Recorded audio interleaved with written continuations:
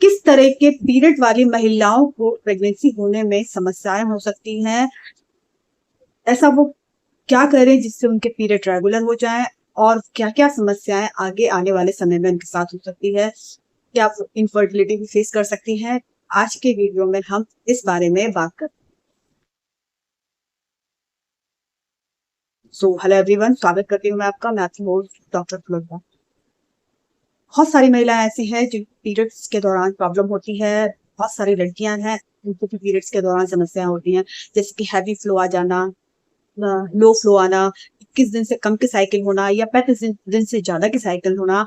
इस तरीके की समस्याएं जिन महिलाओं में होती है या जिन लड़कियों में होती है, उनको पीरियड तो आते हैं लेकिन पीरियड्स में गड़बड़ी होती है, जिस कारण वो इनफर्टिलिटी आगे जाके फेस करती हैं और उनको मां बनने में समस्याएं होती हैं। मेरा मकसद आपको इस वीडियो में डराना ही है, सिर्फ एक जागरूक करना है कि किस तरीके के पीरियड हैं, तो आपको अभी से सावधान सावधान हो जाने की जरूरत है और आप उसका उचित ट्रीटमेंट करा के आप समय रहते मां बन सकती हैं। तो सबसे पहले तो हम लोग ये जानते हैं कि एक पीरियड साइकिल क्या है और हम इसको कैसे ट्रैक करें। बहुत सारी महिलाएं हैं उनको 28 दिन की, 30 दिन की, 35 दिन की पीरियड साइकिल होती है। बहुत सारे लोगों को 21 दिन से कम, 35 दिन से ज्यादा की भी पीरियड साइकिल होती है। हर पीरियड साइकिल में जरूरी नहीं है एग बने।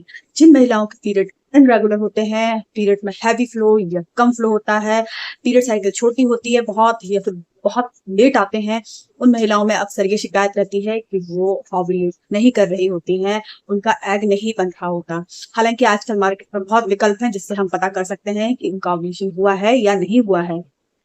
जिन लड़कियों के नए नए पीरियड आते हैं उनको भी पीरियड के दौरान समस्याएं कई बार फेस करनी पड़ती है। हो सकता है स्टार्टिंग में पीरियड सही आए लेकिन कुछ गैप हो जाए, 6 महीने 7 महीने का गैप, उसके बाद पीरियड आए, तो उसमें घबराने की बात नहीं है क्योंकि उनकी साइकिल अभी स्टार्ट हुई है तो वो मैनेज हो जाती है। लेकिन आपको इस दौरान कुछ अलग चीजें दिखाई दें, जैसे कि बहुत से केस में आजकल पीसीओडी, पीसीओएस और थायराइड, इस तरीके की समस्या हो रही हैं।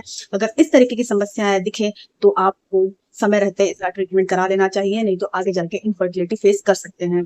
अब हम ये कैसे पता करें कि हमको इस तरीके की समस्याएं हो रही हैं, तो इसके लिए क्या होता है कि देखिए, जिन लड़कियों में मेल हार्मोन बढ़ जाते हैं, उन लोगों को पीसीओडी या पीसीओएस की समस्या हो सकती है। ये कोई बीमारी नहीं है, जनरली एक सिंड्रोम होता है। इसमें क्या होते हैं, आपकी ओवरी में छोटे छोटे सिस्ट हो जाती हैं, मतलब ये एग ही होते हैं जो कि डेवलप नहीं हो पाते और सिस्ट बन जाते हैं, जो कि आपके एग को रप्चर होने नहीं देते और आपके पीरियड इनरेगुलर हो जाते हैं। कहो तो 6-6 महीने बाद आते हैं और इससे आपका वेट बढ़ने लगता है, पेट के आसपास फैट बढ़ने लगता है, साथ में चिन पे और अपर लिप्स पे बाल आने लगते हैं, अनवांटेड एरिया में भी बालों की ग्रोथ बढ़ जाती है और आपको बहुत सुस्ती रहती है। और सबसे बड़ा कॉज है इसका, पीरियड गड़बड़ हो जाते हैं। स्टार्टिंग में तो हमें समझ में नहीं आता, लेकिन जब आगे जाके हम फर्टिलिटी के लिए हम आगे जाके माँ बनने का प्रयास करते हैं तो हमें पता चलता है कि हम इनफर्टाइल वाले फेज से गुजर रहे हैं। तो अगर स्टार्टिंग से ही इन चीजों पर ध्यान दिया जा सकता है तो आप उन चीजों को सही कर सकते हैं। दूसरी बात क्या है, आजकल थायराइड बहुत प्रचुरता से फैल रहा है। ये आपकी गलत लाइफस्टाइल से होता है। थायराइड में आपके टीएसएच जो हार्मोन होते हैं वो सही से वर्क नहीं करते, जिससे आपका मेटाबॉलिज्म खराब हो जाता है और मेटाबॉलिज्म खराब हो जाता है तो आपके पीरियड बिगड़ जाते हैं। इससे भी आपके शरीर में मोटापा आ जाता है, कभी कभी बहुत पतलापन भी आ जाता है और पीरियड इरेगुलर हो जाते हैं। अगर पीरियड इरेगुलर हो जाते हैं तो जरूरी नहीं है आप ओव्यूलेट कर रहे होते हैं। इस कंडीशन में भी आपको इनफर्टिलिटी फेस करने को मिल सकती है। इसके साथ साथ क्या होता है, कभी कभी बहुत सी महिलाओं को बहुत हैवी फ्लो, लो फ्लो आता है।